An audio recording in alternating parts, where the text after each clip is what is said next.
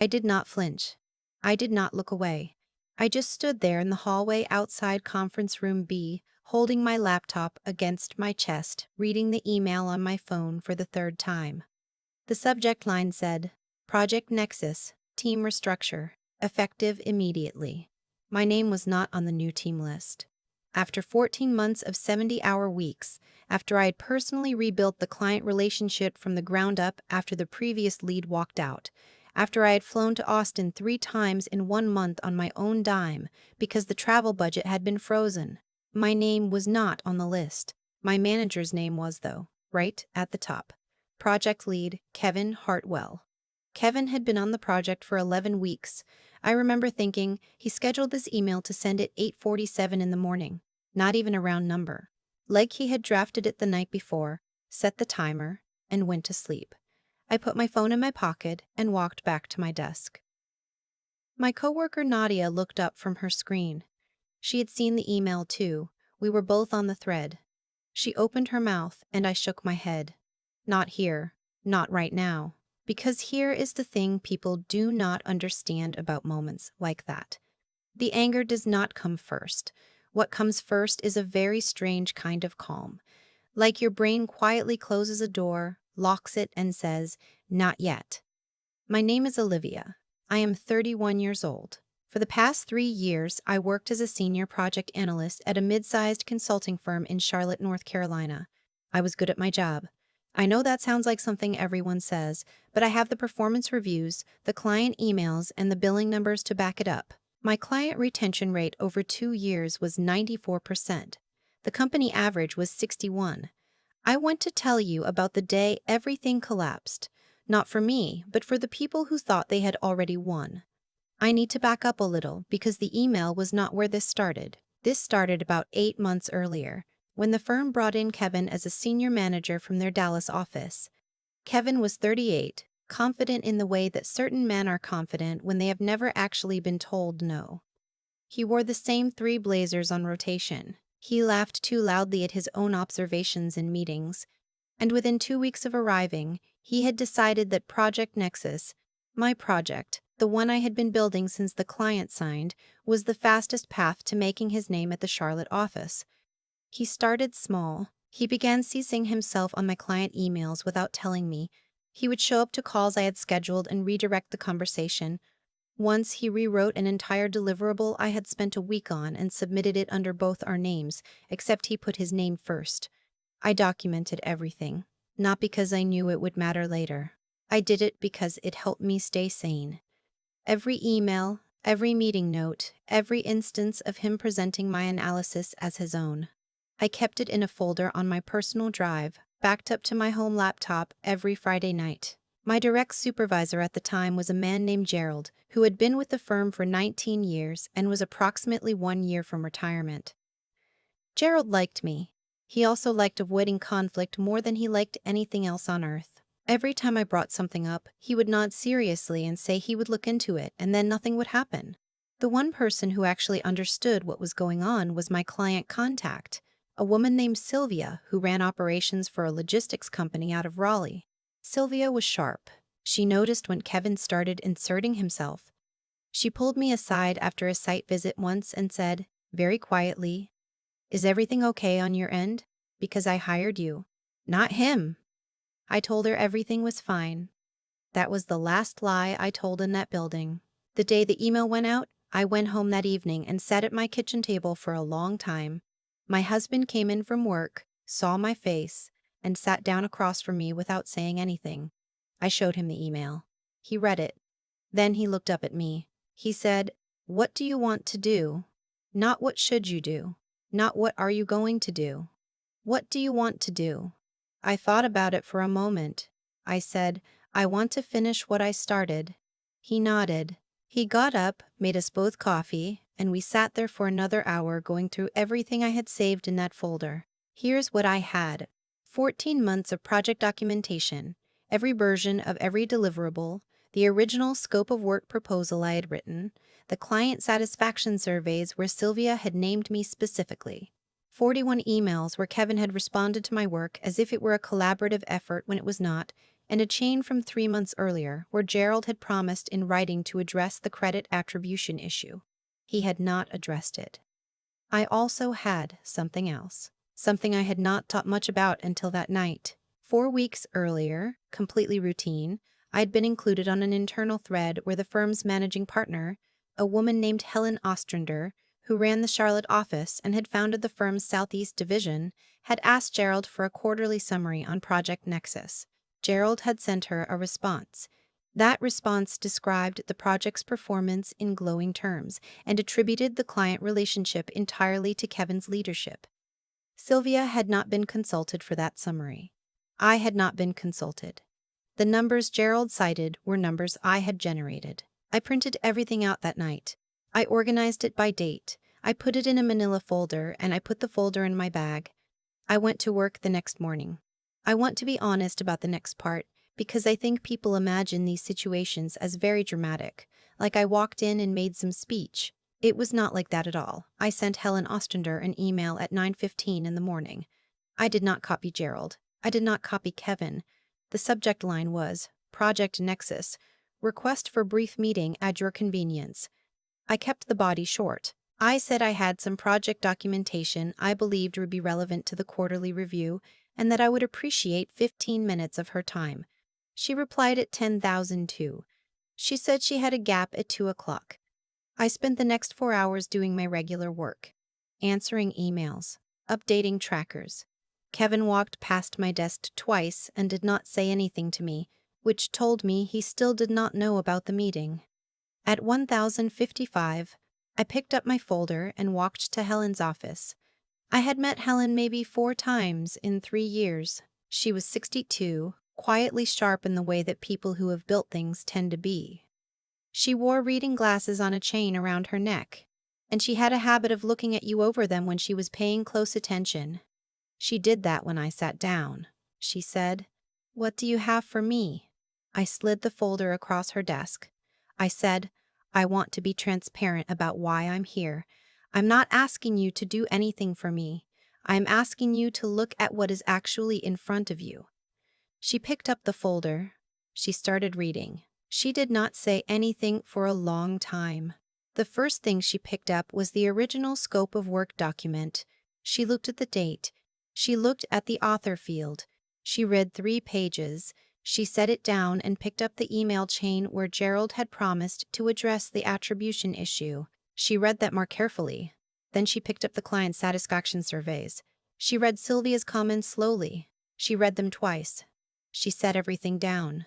She folded her hands on top of the folder. She looked at me over her glasses. She said, "How long has this been going on?" I said, 8 months. She said, "And Gerald was aware." It was not a question, so I did not answer it. I just held her gaze. She was quiet for a moment. Then she said, "Thank you for bringing this to me directly. I need a few days." I said, "Of course." I stood up, shook her hand, and walked back to my desk. Kevin was at the coffee station when I passed him. He smiled at me. The kind of smile that is actually just a display of territory. I smiled back and kept walking. The next 3 days were the strangest of my professional life. Nothing appeared to change on the surface. Kevin ran a Nexus check-in on Tuesday morning. Gerald sent his usual end-of-week summary. I sat in meetings and took notes and answered my emails like everything was normal, but I noticed things. On Tuesday afternoon, Helen's assistant sent a calendar hold to Gerald for Thursday. Gerald came out of his office afterward looking like he had aged 6 years. On Wednesday, Sylvia called me, not emailed, called, and said that someone from Helen's office had reached out to her that morning asking to schedule a client check-in. She said, "I don't know what's happening over there, Olivia, but I told them everything I told you. I just wanted you to know." I said, "Thank you, Sylvia, I really appreciate that." After I hung up, I sat very still for a moment. Then I went back to work. Thursday came. Gerald was in Helen's office for almost 2 hours. I know because I could see her glass-walled office from my desk if I turned slightly to the left, which I did not do even once. Nadia, who sat closer, texted me at 11:14, 2 hours and counting.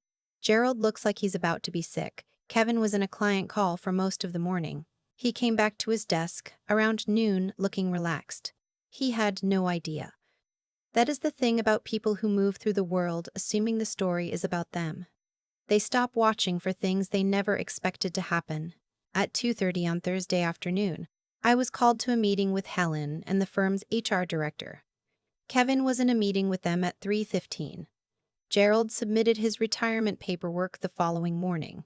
I found out later he had been planning to retire in the spring anyway. I imagine the timing simply moved up. I want to tell you about the meeting with Helen and HR because I think it matters what that room actually felt like. It did not feel like a victory. I want to be clear about that. When you have been in a slow grind for 8 months, when you have spent that time documenting and staying professional and watching someone walk past you like you are furniture, when it finally stops, it does not feel triumphant. It feels like a very deep exhale, like something that had been braced inside you for a long time finally releases. Helen spoke first. She told me that after reviewing the documentation and speaking with Sylvia, it was clear that the project attribution had been consistently and materially misrepresented. She said the firm had a responsibility to correct that. The HR director explained what that would look like. Kevin would be removed from Project Nexus. A formal review of his conduct over the past 8 months would be initiated. Gerald's handling of my escalations would also be reviewed.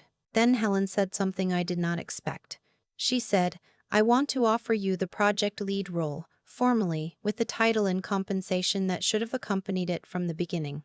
I also want to offer you a role on our Southeast Division Advisory Panel, which Gerald's departure has created a gap in. That is a significant step up from your current position." I looked at her for a moment. I said, "I want to think about it overnight, if that's okay." She said that was more than okay. I called my husband from the parking garage. He picked up on the first ring. I told him what had happened. He was quiet for a second, and then he laughed. Not a loud laugh, a quiet, disbelieving one, and said, "You actually did it."